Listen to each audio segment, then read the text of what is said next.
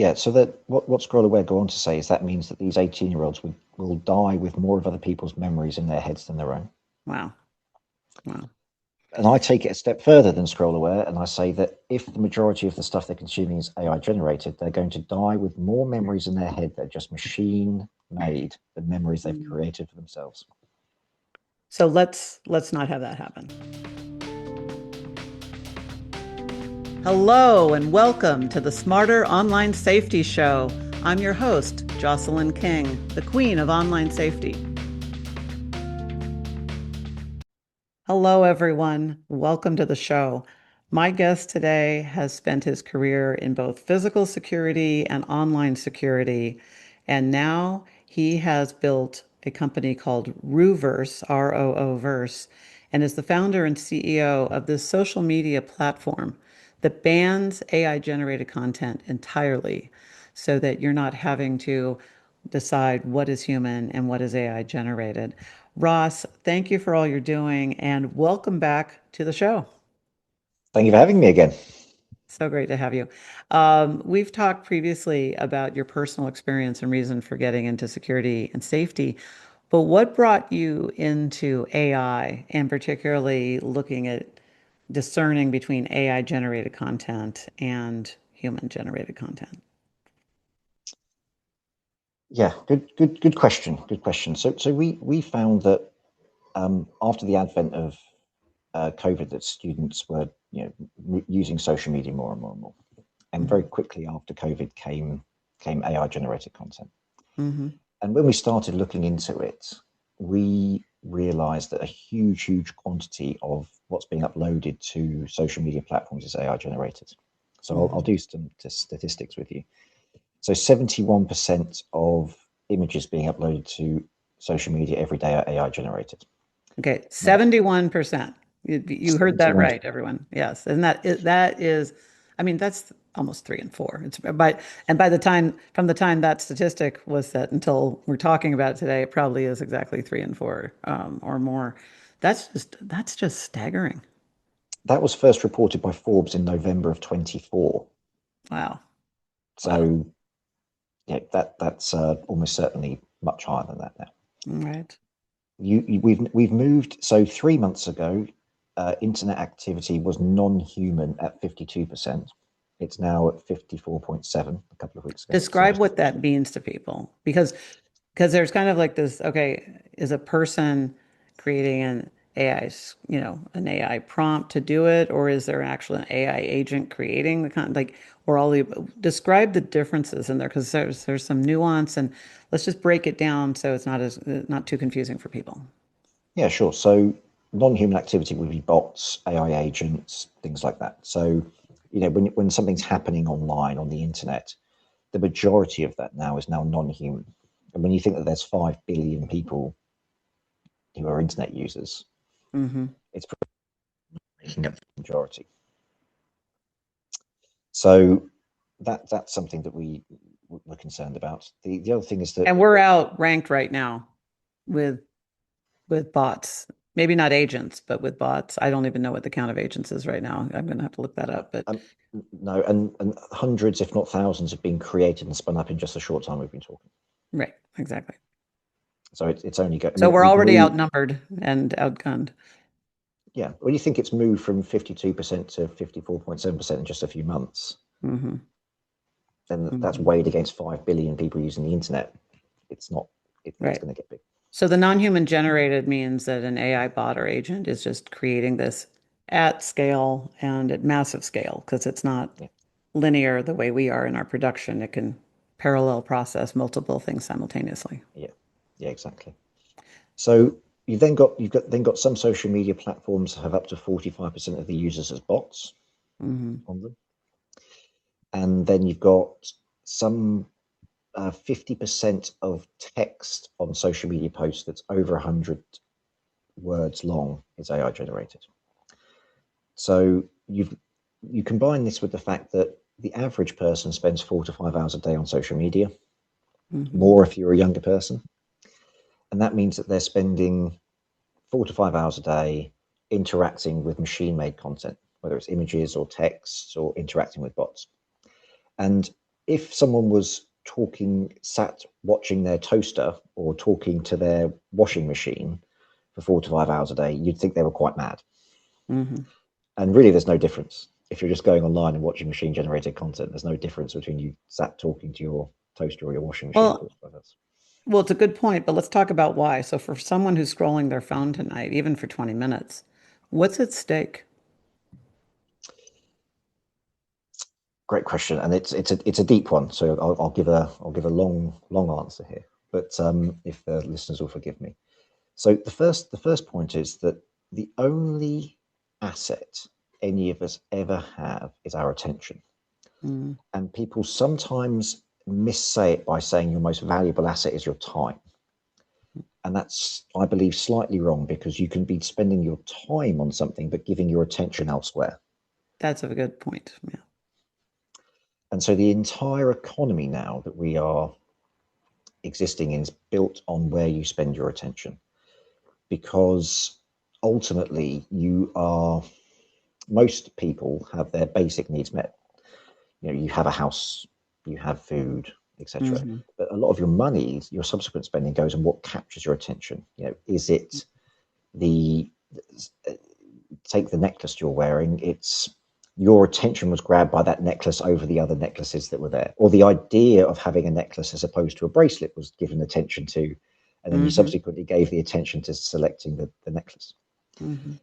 And so all you're ever doing is spending your attention. So you have to spend attention by going to work, and you only have so much Hmm. attention to give. So by handing over your attention to machine generated content, you are spending the only asset you ever have. And Hmm. ultimately, you're spending that on something that is, at best, low grade entertainment, capturing your attention.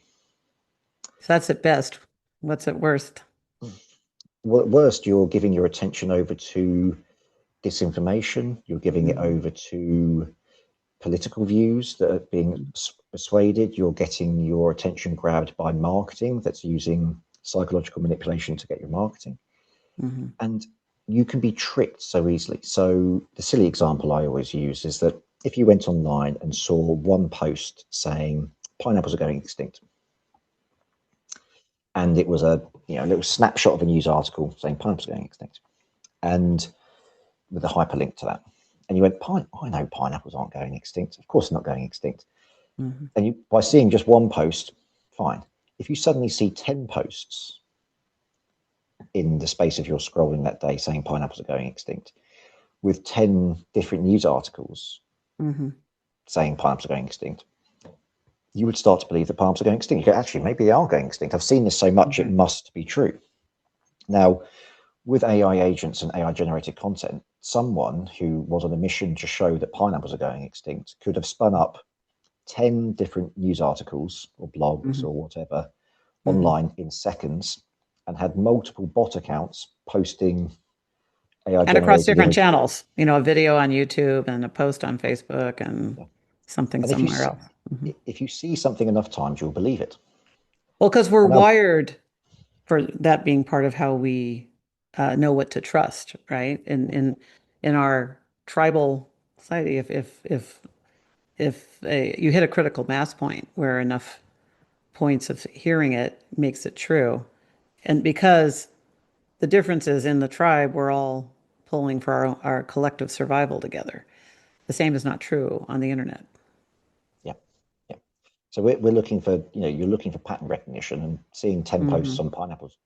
What's a pattern? But the deer is in this particular bit of riverbank Right. in the mornings. You see that a couple of times. If you're a caveman, you go, I can go here to hunt deer. And you're right, you Right. can.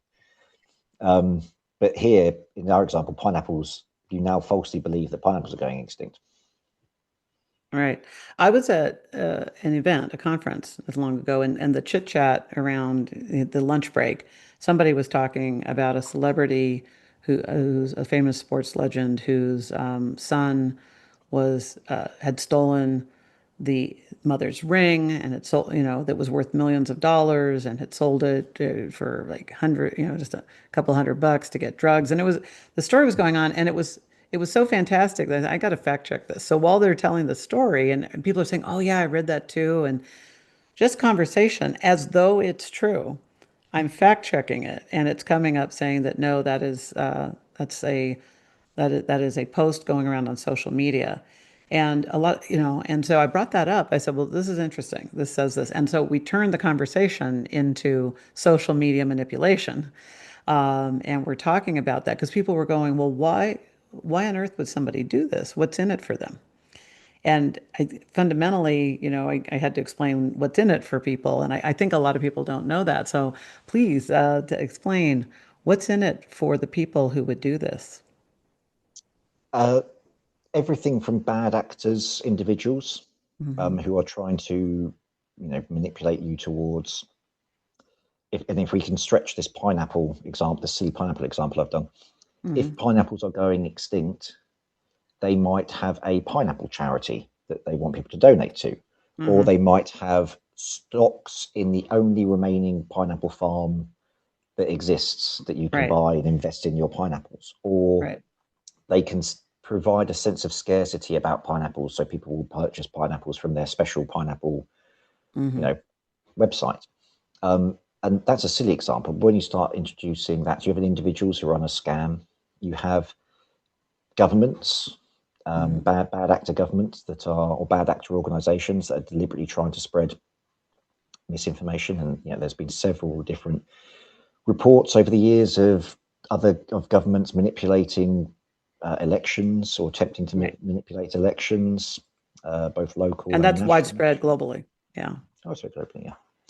And then Well, one you, other you've thing just though got too, like YouTube, right? You've also got YouTube influencers who can only make money from YouTube from ad dollars that they're paid to them if they have high numbers. So they need high numbers of views and subscribers. And so I'm a fruit fan and pineapple lover, and I want to support pineapple. I'm going to subscribe to you.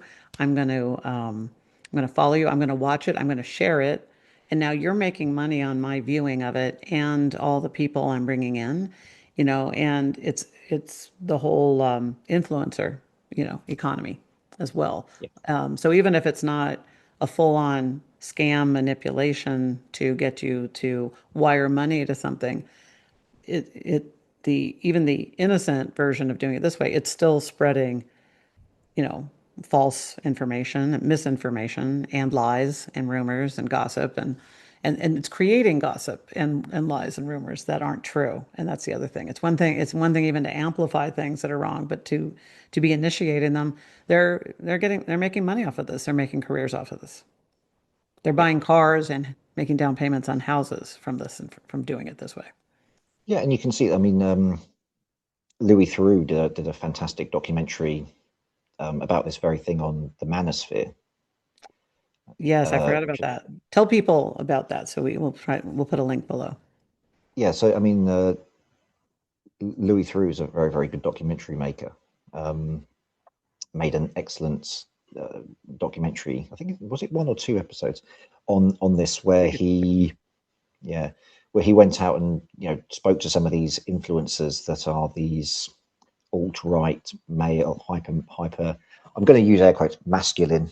I don't necessarily Mhm. think that's masculine, but their version of masculine Mhm. um, approach. And this is exactly what these people are doing. They're capturing attention. They're doing hyperbolic statements Mhm. and getting people to spend money or view their content in volume.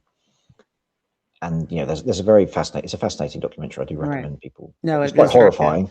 It's quite But horrifying, but eye-opening. And you know what? And it's worth knowing because it helps you as a consumer of information be able to better discern what you want to take at, just take it at take it for what it is, or to actually decide, you know what, I'm gonna like what when I was going, I want to fact check this, and even how you fact check, you got there's a lot of options that come up when you fact check. So going to a known good source or looking for a way to determine is this really true or is it something else, and I think that's a very that's that critical thinking and that ability to be skeptical and a healthy skepticism, so that you're evaluating information, not just consuming it and taking it at face value and believing it.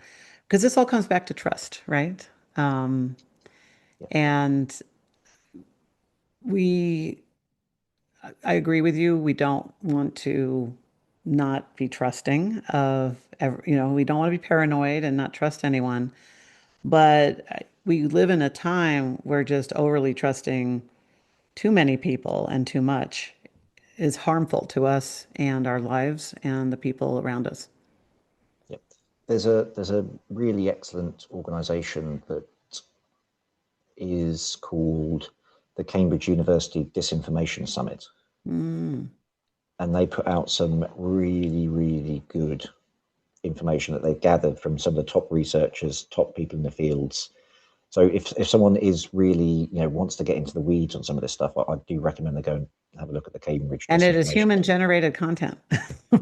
It is, it Right. is, and yeah, and that's sometimes what people say to me is that they say, well, Ross, why people were doing this disinformation stuff before AI? And I go, absolutely yes, but the Mhm. volume with which they Right. can put it out now Right. It's just is made it easier. Now they have an easy button to push to do this. Correct. yeah, And that brings us to AI and all this AI generated content that you said, I got to do something about this. And so tell us about RooVerse and how it came to be and what you're on a mission to do. yeah. So we're not inherently anti AI zealots. I can, if you wish, talk about some of my concerns about LLM use generally with some studies that are concerning. But for the point here is that we're not anti-AI zealots. We know that AI is here. It's here to stay. It's not going anywhere. Right. And we think that you, in the same way that everyone used, lots of people in the olden days, people used to live in the countryside, and now most people live in cities. Most people are going to be living in an AI city. They are going to be living in a world where AI is all around them, much like a city is all around you. Hmm. But just because you live in a city, it doesn't mean you don't like going for a walk in the countryside or a nature reserve. And so RooVerse is built to be that nature reserve. It's built to be a place where you can go and know that you're only consuming human made content. Now, that doesn't mean that So it's a um, walled garden in a sense. it is a walled garden. That's Hmm. what, yes, yeah, it's a walled garden. Now, people can still post a silly picture of their beans on toast, which for your American listeners will be horrifying, but for their bacon and pancakes Hmm. online, and that's people might not think that's very good content, but at least it's a human made content as opposed to machine generated content. Right. And And you use AI to detect AI. I understand why you would do that, but that can be that I'm sure to some listeners that can feel like a contradiction. So let's talk about that. Let's talk about the tool of AI itself and why, and how you why and how you're using AI to detect AI generated content. yeah, we do use AI to detect the AI, and I have had some people who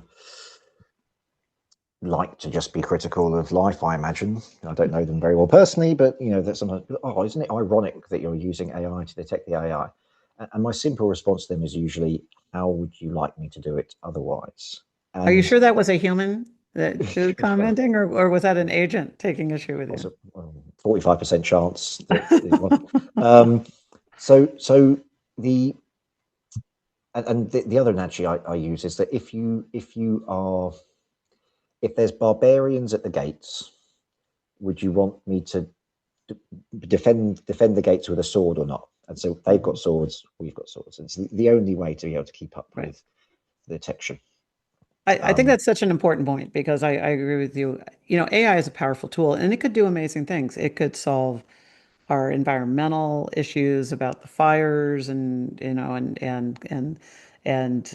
Cure the cancer, dry conditions everywhere. It can cure cancer. It could we have such an incredibly high rate of autism happening in children. I think it's what is it now? One in like 30 children has autism or is on spectrum. And whatever, instead of arguing over the root cause and not doing anything, it's very important to think, well, what can we do about it? AI as a emerging super intelligence could actually help solve human problems. It's that powerful tool. However, because it is a tool, so a tool in the hands of good people is going to, to do good is going to have incredible issues. What we're talking about with scams and cybersecurity is this powerful tool in the hands of criminals and people with ill intent. And that's what that's really what you're trying to battle, correct? Yeah, it is, and more than that, it's retaining a sense of human creativity. You know, there's Mm. Hmm. people. One of the other criticisms that comes up a lot, or people try to make a lot, is that AI is just another tool for human creativity. And this isn't my example. I have to credit Twonks.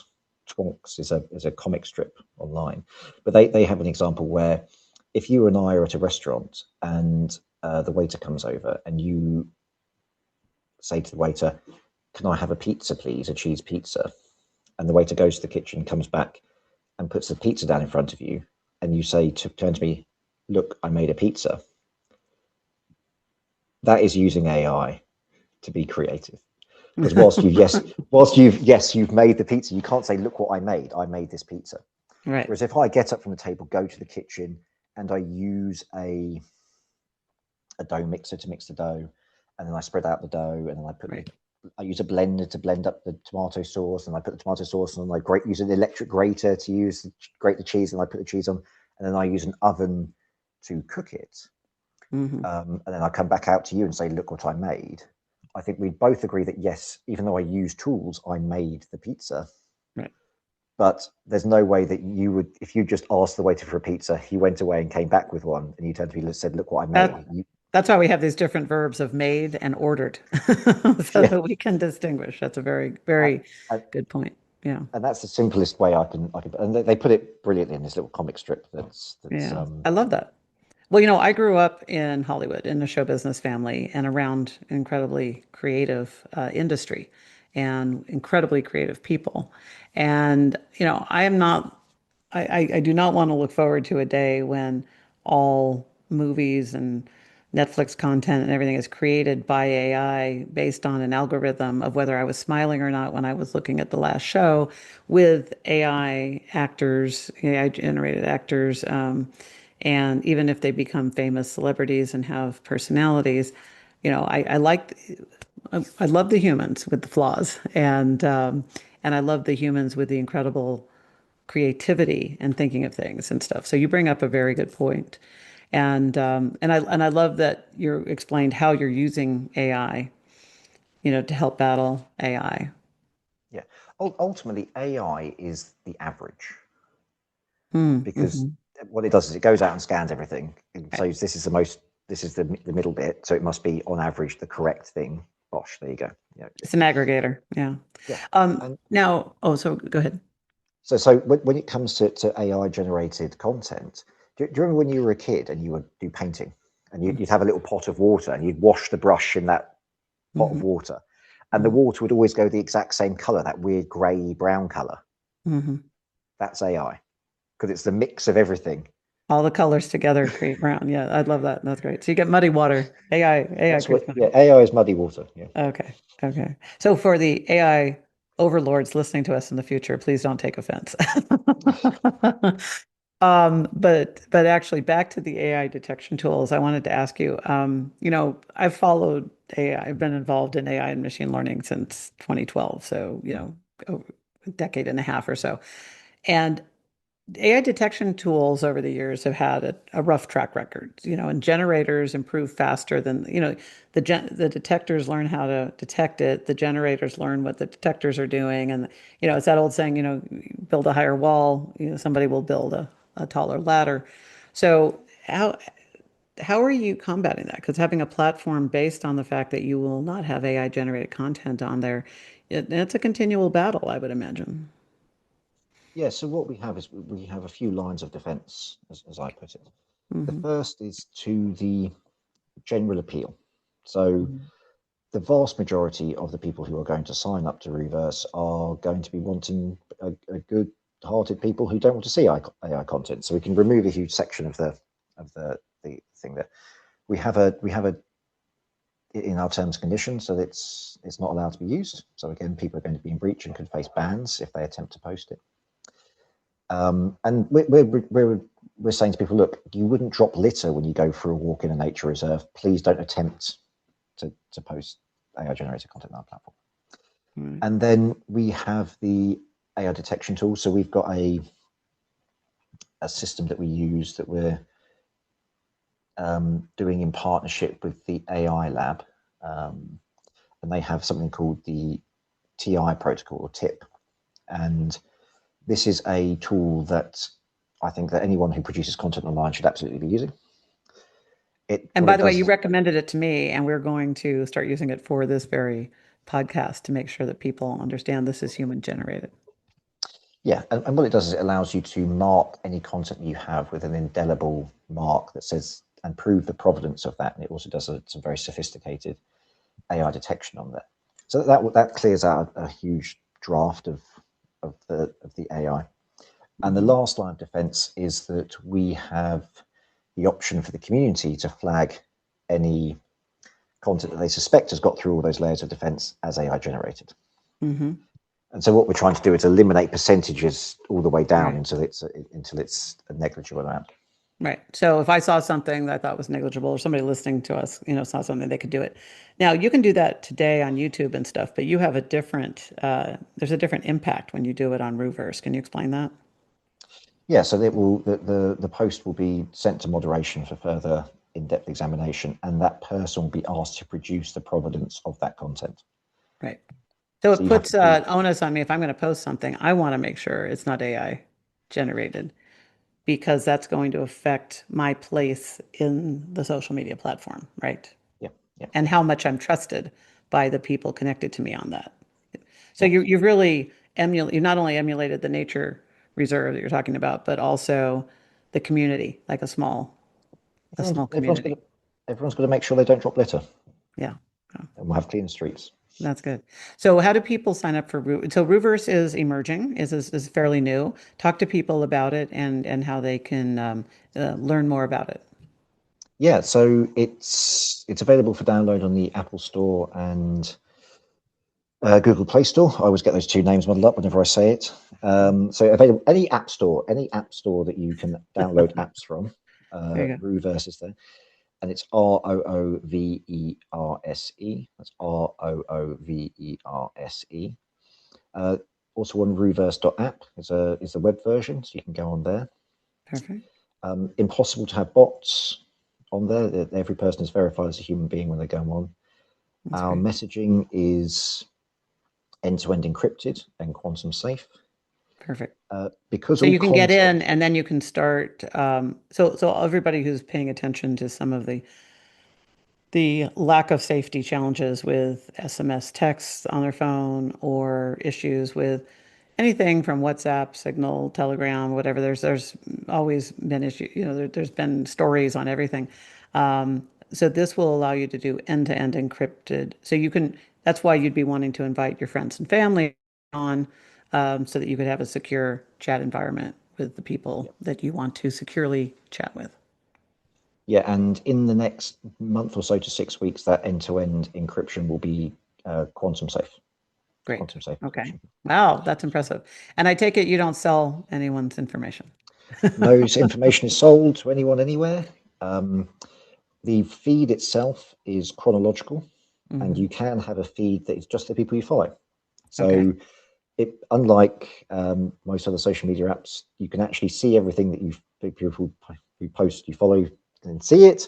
There's numerous people who've got tens of thousands, hundreds of thousands of followers on whatever social media platform. Where the algorithm spins around so much, they get just hundreds of views off of tens of thousands of followers. Whereas on here, you can just have it in chronological order. It also means that you are able to it also means that you're able to finish. You can catch up Mm-hmm. so that you can stop. And I'd always say to people that one of the most important things is to go outside and interact with real people wherever possible. Hmm. I love that. Um, And I have to ask you, because I have a guess, but I have to ask you, where did the name RooVerse come from? Actually, it's the nickname I have for my wife. Oh, Is okay, great. and she actually came up to me and said about a video that she'd seen online that looked so realistic. And my wife's much cleverer than me. And she thought that a particular grainy wildlife video was real, and I realised it was Mm, AI generated. And I okay, thought this is surprising because anyone can be yeah. fooled um, I love that. on Well, this. what I was reading into it was from Winnie the Pooh with Roo. And because you talk Uh, about the nature reserve, I'm thinking of like the 100 Acre Wood. And I was thinking, yeah, well, yeah, maybe you called it RooVerse after Kanga and Little Roo, because that's the only Roo I know. But there you go. But there is yeah. an analogy in there somewhere. So there you go. But The, that's the other thing I'd impress upon people, and there's a organization called Scroll Aware, and they have a sorry, very say very that front again. Scroll uh, aware. Scroll Aware, and they have Mhm. an incredible statistic, which is that the average 18-year-old is going to spend 25 years of their life scrolling on their phone. 25 years. Wow, when we hear things about how much of our life, like I think I remember decade ago or something, hearing, you spend an hour in line or a year of your life in line, or you spend 4 years of your life in traffic if you're commuting and things like that. And those were bad enough, but wow, 25 years of your life for an 18-year-old. So if we have Yeah, an 18-ish year old in our life and just thinking about what that means. So you certainly, and guess what? If it's human generated content and learning and all of that, it's not the media outlet itself. It's what's in it, right? yeah, Like and being and indoors for 25 years sounds horrible, but if you say, but they're in a library studying and they're doing higher education and everything, you're like, oh, okay, well, that's good. You're improving your mind, you're improving stuff. But yeah, if you're just consuming AI generated content and and it's not in your best interest, then that's a totally different trajectory. yeah. So that what Scroll Aware go on to say is that means that these 18-year-olds will die with more of other people's memories in their heads than their own. Wow. Wow. And I take it a step further than Scroll Aware, and I say that if the majority of the stuff they're consuming is AI generated, they're going to die with more memories in their head that are just machine made than memories they've created for themselves. So let's not have that happen. I love it. When you bring up a really good point, because you've also talked about there's some really important things about machine generated content. One really important thing as people are thinking about this, I want you to give them 1 to 2 takeaway tips of things they can start doing now, actual actions they can take. And I know one of them from conversations I've had with you before is about following, like who's going to benefit from this. So could you speak to that? Because I think this is a very important critical thinking skill that does not require a lot of work or fancy fact checking. But when you're seeing the video that your wife had seen or the celebrity, gossip about the celebrity's sons stealing, selling the mom's ring, when you see those things, following that question you ask about who's going to benefit, could you talk about that? Yeah, yeah. I mean, it. You've got to be thinking whenever a person opens their eyes up in the morning, Hmm. they go into the world and you take a certain amount from the world every day, and Right. ultimately you've got to be able to. I think every person has a duty to give back to the world, make the world slightly better when they close their eyes at night to go to sleep than when they woke up in the morning. Hmm. And I can't tell people all the ways that they can make the world better, but I absolutely know for certain that by going on to social media platforms for 4 to 5 hours a day and consuming machine made generated content that is capturing your attention for God knows what reason, whether it's the views or whatever, this, that, the other, Hmm. there is absolutely no way you are making the world better by consuming that online content. Whereas if you go to a place where you know it's human content, you can compliment an artist on their picture and that will motivate them to paint another one which will make the world better. You can respond to a real human's post that says I'm feeling a bit lonely today, and you can respond to them and form a connection. Right. And the other thing is that, and I think this is a question that not just applies to this particular one but anything at all really, is that would your mum be proud of you for watching AI generated content for 4 or 5 hours a day? Probably not. And Right. I think that if you're in doubt about anything in your life, should I do this? Should I not? Just go, would my mum be proud of me for doing this? And if she says no, if you think the answer is probably no, it's Right. probably a bad idea.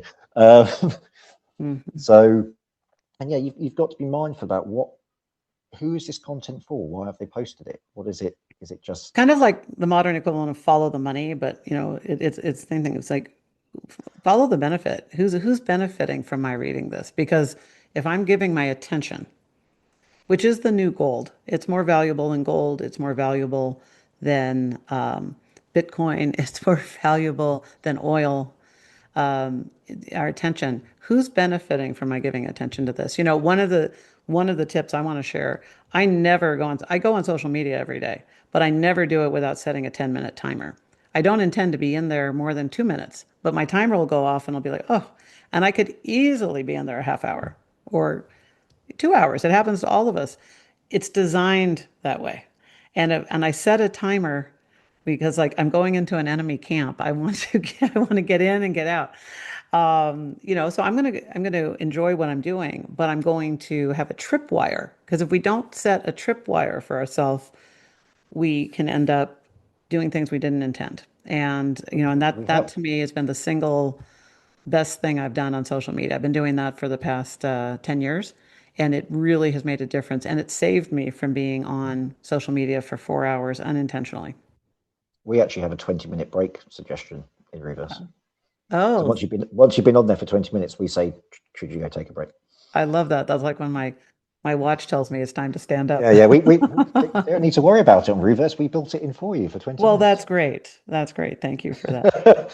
And um, for people who want to join RooVerse, that's great. But for the people who still have to be on other social media for work, for life, for organizations they're a part of, what advice do you have for them?